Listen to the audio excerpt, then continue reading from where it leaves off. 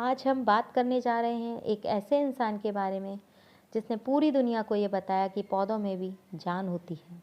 ये इंसान कोई और नहीं बल्कि हमारे ही देश के महान वैज्ञानिक श्री जगदीश चंद्र बोस थे।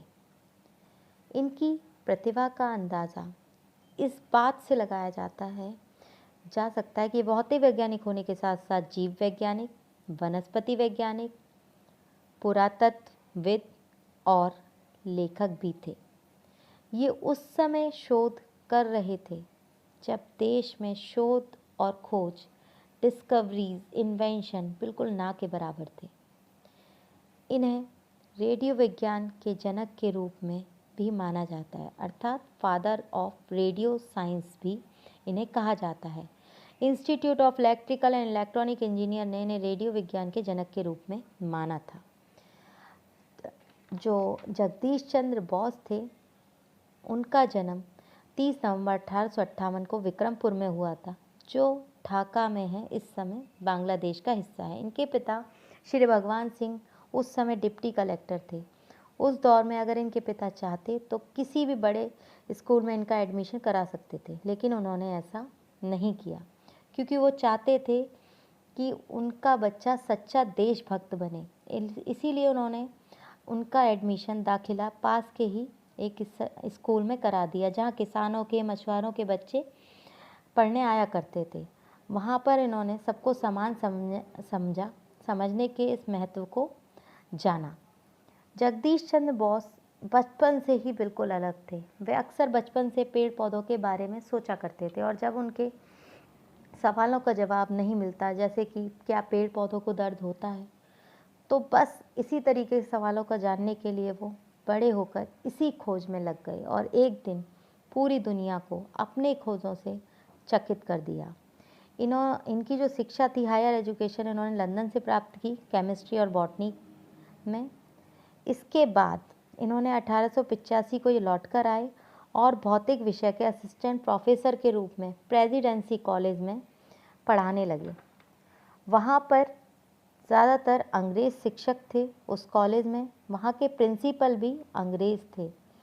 वहाँ पर इंडियंस की सैलरी, भारतीयों की सैलरी अंग्रेज़ों की तुलना में लगभग 1/3 कम थी।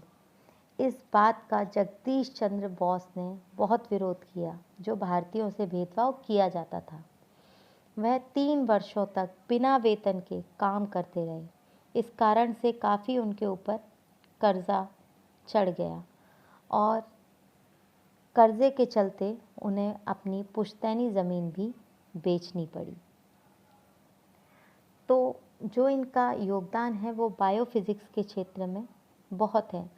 उन्होंने जो बताया वो करके भी दिखाया। इन्होंने कैस्कोग्राफ का इन्वेंशन किया। जो पौधों की वृद्धि को नापा जाता है वो कैस्कोग्राफ के ज़रिए इन्होंने नाप के दिखाया। चोट लगने पर मरते समय पौधे कांपने लगते हैं। उन्होंने पौधों के कष्ट को और मृत्यु को दृश्य पर्दे पर दिखाया, रेजोनेंस रिकॉर्डर के ज़रिए। रेजोनेंस रिकॉर्डर, जब इस पर्दे पर सबको ये प्रदर्शित किया गया, कैस्कोग्राफ, रेजोनेंस और भी कई प्रयोगों के ज़रिए, तो दुनिया उनके इस खोज को देखकर चकित हो गई। प्रदर्शन से पहले इन्होंने 1885 में मार्कोनी के प्रदर्शन से पहले बेतार संचार का प्रदर्शन किया। इसीलिए भौतिक शास्त्री इन्हें रेडियो का असली आविष्कारक भी मानते हैं। इन्होंने घंटी भी बजाई थी दूर से इसी प्रदर्शन के दौरान, और विस्फोट भी कराया था। बॉस चाहते थे कि उनका जो शोध कार्य था वो बिना किसी अच्छी लेबोरेटरी प्रयोगशाला के बिना हुआ था।